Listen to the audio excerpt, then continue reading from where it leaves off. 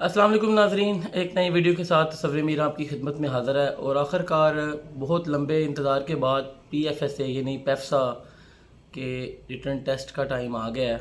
जैसा कि आप सब लोग जानते हैं कि पंजाब यूनिवर्सिटी ने अपनी वेबसाइट के ऊपर बता दिया है कि 27 तारीख यानी 27 सितंबर को आपका टेस्ट है। और उन्होंने इस बारे में सारा पूरा एक लेटर जो है वो शेयर किया है, जिससे आपको अंदाज़ा हो रहा है कि जी 27 को आपका टेस्ट है। सबसे पहले तो ये बात कर लें कि लोग कह रहे हैं जी ना ईमेल आई है, ना ही कोई लेटर डाउनलोड हो रहा है, तो ये कैसे है। तो इसमें मैं आपको बता दूं कि आपको ईमेल और लेटर जो हैं वो बुध की शाम तक डाउनलोड हो जाएंगे। और मोस्ट लाइकली जुमेरात को आप इजीली रिलैक्स होकर आपको मिल जाएंगे। यानी आपको ईमेल आ जाएगा या वेबसाइट से डाउनलोड हो जाएंगे, कोई परेशानी की बात नहीं है। इस पे इतना टाइम ज़ाया ना करें। आप ज़रूरी चीज़ ये है कि आप तैयारी करें। तो नाजरीन, सबसे पहले अगर मैं बात करूं तो फार्मासिस्ट की जो पोस्टें हैं जिनमें नारकोटिक्स, टॉक्सिकोलॉजी, क्वेश्चन डॉक्यूमेंट, इन सब पोस्टों के लिए मैं आपको एक चीज़ यहाँ ये बताना चाहूँगा आखिरी 4-5 दिन में कि आप अच्छी तरह जो है किन सब्जेक्ट्स को कवर कर लें। सबसे पहले तो ऑर्गेनिक केमिस्ट्री में BS बाहल को आपको अच्छी तरह देखना है। और उसके ऊपर मैं काफ़ी दफ़ा वीडियोस बना चुका हूँ। अगर आप फिर भी ना पढ़ें तो आपकी मर्ज़ी है, पेपर हमेशा उसी में से आता है, अभी भी उसी में से आएगा, जिसमें मैंने बखूबी कई दफ़ा बताया कि BS बाहल के जो पहले 5-6 चैप्टर हैं, जिसमें टाटोमराइजेशन है, एपीमर्स हैं और सारी जो केमिकल रिएक्शंस हैं, SN1 SN2 एलिमिनेशन, ये सारे आपने गो थ्रू करने हैं। अगर अभी भी आपको लगता है कि वो क्या है तो आप चैनल के ऊपर जाएं प्लेलिस्ट में, तो मेरी ऑर्गेनिक केमिस्ट्री की वीडियो देख लें, मैं डिस्क्रिप्शन में भी डाल दूँगा। तो ऑर्गेनिक केमिस्ट्री आपने अच्छी तरह करनी है। उसमें आपने aldehyde, ketones, carboxylic acids, esters, amides, chapter number 9 BS बाहल का स्पेक्ट्रोस्कोपी अच्छी तरह करनी है। इसी तरह बायोकेमिस्ट्री में कार्बोहाइड्रेट, प्रोटीन, फैट्स, लिपिड्स, इन सबको, एंजाइम्स को आपने अच्छी तरह प्रिपेयर करना और फाइक से कर लें, उससे पेपर आता है, वो आसान है। फार्माकोलॉजी में आपने अब टाइम थोड़ा है चूँकि, तो मैं आपको ये कहूँगा कि अगर आपके पास लिपन कार्ड पढ़ने का टाइम नहीं है तो फिर आप जो शॉर्ट बुक है उसको आप प्रिपेयर कर लें। जब्बार की है या शमीम की है, that will be enough for you. उस पर भी मैं बेशुमार वीडियोस बना चुका हूँ। आप मेरे चैनल की प्लेलिस्ट पे जाएं तो SPSC प्रिपरेशन, PPSC में वीडियोस मौजूद हैं जिनके अंदर मैंने टॉपिक्स भी बताए और प्रिपेयर भी करवाया। फार्माकोग्नोसी को भी आप लाइट ना लें, उसके ऊपर भी एक अच्छी सी फाइल मैंने बनाई हुई है 8-9 पेजेस की, वो अच्छी तरह देख लें।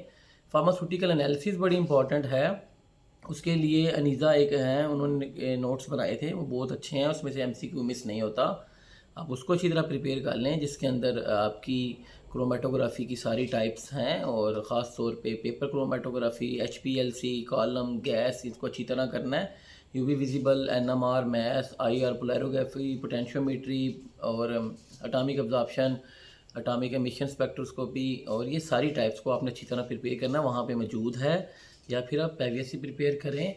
फार्माकोलॉजी को आप अच्छी तरह प्रिपेयर कर लें। इसके बाद शार्जल का आपके पास टाइम नहीं है तो वो आप जल्दी से अच्छी तरह आप PU के नोट्स हैं उनसे कर लें, या फिर कंसाइज एंड कंसेप्चुअल से बायोफार्मा को देख लें। फार्मास्यूटिकल टेक्नोलॉजी को भी आप कंसाइज एंड कंसेप्चुअल से देख लें अगर ज़्यादा टाइम नहीं है तो।